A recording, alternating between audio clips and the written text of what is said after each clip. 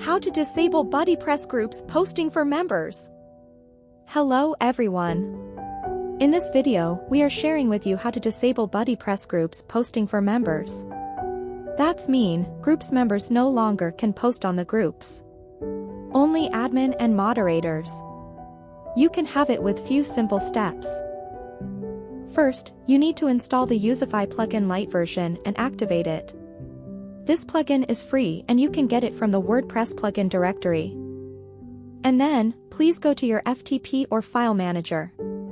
And go to folder WP content, then folder plugins. Create a new PHP file and name it bp-custom.php. If you already have it, no need to create a new one. Just open it. Next step, please copy a snippet from our GitHub. You can see and click the URL on the description of this video. Paste the copied snippet to the file, and then save it.